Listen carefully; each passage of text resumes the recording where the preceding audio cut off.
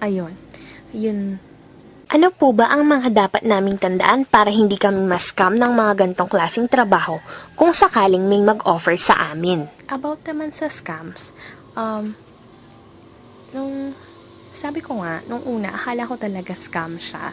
Kasi before, marami na nagsisend sa akin na ganyan na email, na scam. So, ito, email lang yun. Ito kasi kakaiba dahil tumawag pa. Kaya, kasi din sinubukan. Tapos yun, syempre, chinek ko, tinanong ko kung ano yung company. Tapos, kung saan. Tapos, humingi rin ako ng mga tinanong ko rin kung ano yung mga permits na meron sila, kung meron ba silang permit dito sa Philippines, since dun nga sa Cebu base yung office dito. So, yun, tinanong ko kung meron ba silang permit dun sa Cebu. Nabigyan naman ako ng mga license numbers nila, yung SEC registration number ba yun. Yun, na-provide naman yun sa akin ng HR. Kaya nga, naingganya rin akong ituloy na yung pagsusulat ko for them na hindi na isiping scam. Tapos yun nga, yung after, di ba nag-work ako 17. So,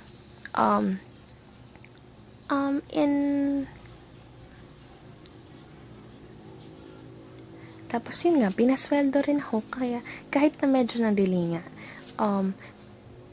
yun, kumbaga sabi ko, sige, itatry kong mag-write for them. Pero pag dumating na sa point na swelduhan na tapos hindi ako binigyan, doon, stop na ako kasi, kumbaga parang, sige, parang help mo na lang sa ibang tao kung hindi ka man nila bayaran. Conscience na lang nila yon, sila na lang bahalang magbayad para doon. Pero,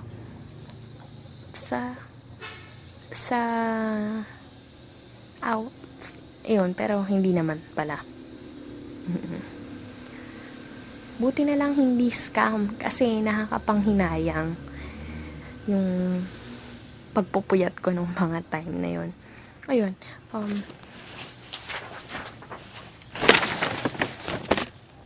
simple lang naman para malaman mo kung hindi siya scam. Ang una kong ginawa nun, para malaman na hindi siya scam, search ko yung pangalan ng company online. Tapos, syempre, doon makikita mo naman kung merong mga taong pinag-uusapan yung company, kung nagkaroon sila ng pangit na experience doon. Yun. Search ko doon. Tapos, wala naman siyang pangit na feedback. Tapos, talagang, nakita ko naman doon na talaga naghahanap ng writer yung company na pinasukan ko. So, yun na rin yung isa sa mga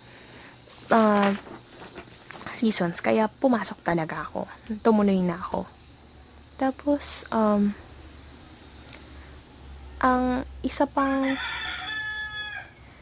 malalaman mo rin kung scam siya kung masyadong mataas yung offer agad. Na parang, ay, hindi naman dapat ganito agad, nakakagulat naman. And syempre, hindi ka naman agad yayaman. Hindi ka naman agad bibigyan ng sobrang taas na sweldo.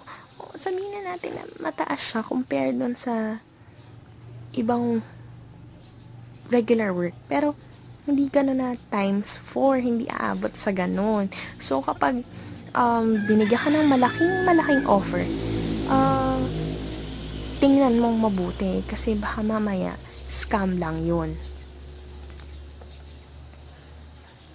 Tsaka syempre, kung work from home, hindi mo kailangan silang bayaran. Meron kasi walang processing fee. Oo, hindi mo sila kailangan bayaran. So, kapag merong ganong demands yung company na pinag-a-applyan mo, huwag ka nang tumuloy kasi scam yun. Yun nga, isa pa nga yung i-check mo yung mga references, yung mga permits nila. Tapos, ang maganda pang, kausapin mo yung mga ibang employees. Tapos, itanong mo straight dun sa boss mo kung scam ba. Kasi, at least kahit na magsinungaling siya, makikita mo kung masyadong obvious, kung masyadong, kung masyadong makikita mo kung masyadong nambobola. Yun. Syempre, on top of that, syempre,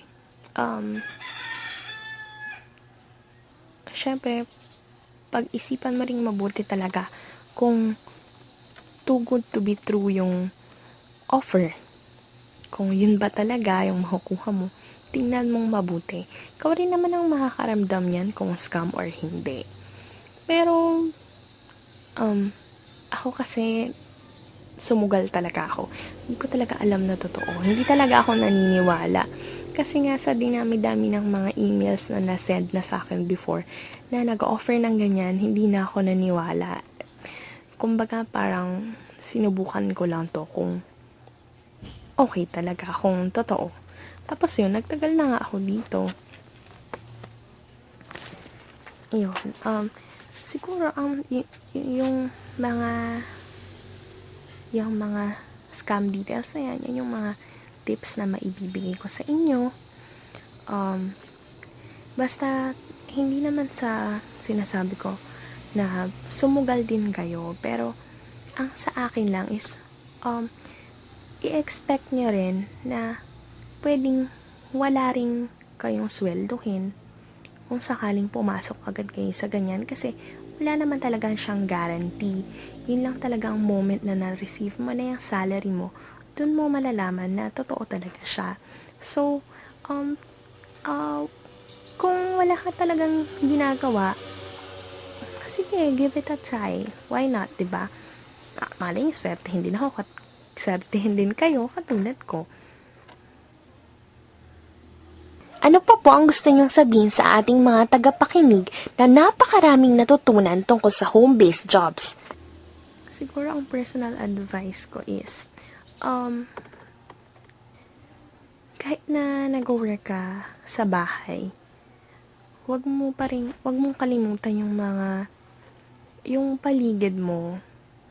Like ako ng mga unang months talaga puro house lang, pero yung naisip ko na parang nawawalan na yata ako ng contact sa outside world.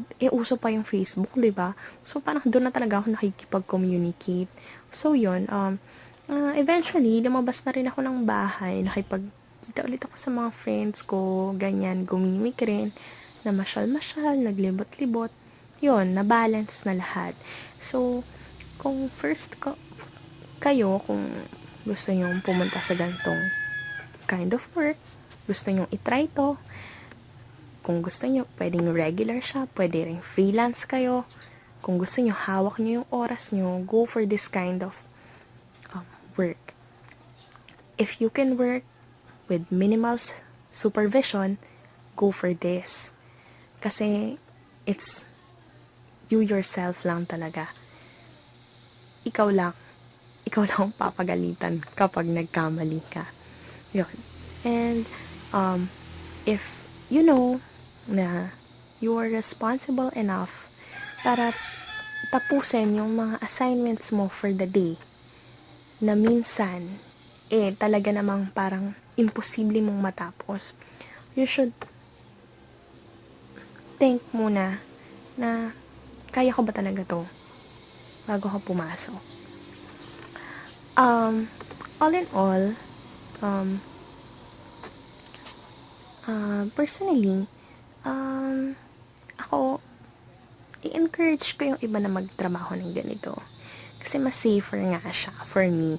Marami siyang advantages for me. Meron din disadvantages nung umpisa, pero na-overcome ko naman yon.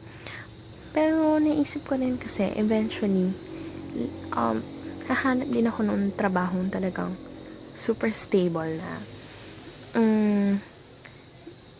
Kung kayo, wala pa kayong masyadong ginagawa ngayon, subukan nyo. Sayang naman, diba? Nagkatrabaho ka, sa bahay ka lang. Walang masyadong pressure. Go for it.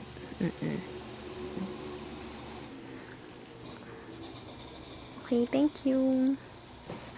At dadagdagan na naman ang ating kaalaman. Yun pala ang ibig sabihin ng home-based jobs. Pwede kang magtrabaho sa bahay mo kahit na hindi ka pumapasok sa opisina. Maganda talaga ang gantong klase ng pagtatrabaho. Hawak mo ang freedom mo. Kontrol mo ang buhay mo. Wala kang boss na magdidikta sa'yo ng mga gagawin mo. Kaya lang, wala ka ring office mate na susuporta sa'yo. Pero kahit na ganun pa man, malaya mong magagawa ang gusto mo, malapit ka pa sa pamilya mo, at komportable ka pa sa lugar kung saan ka nagtatrabaho. Dahil ito ang lugar na pinakamalapit sa puso mo, ang bahay mo.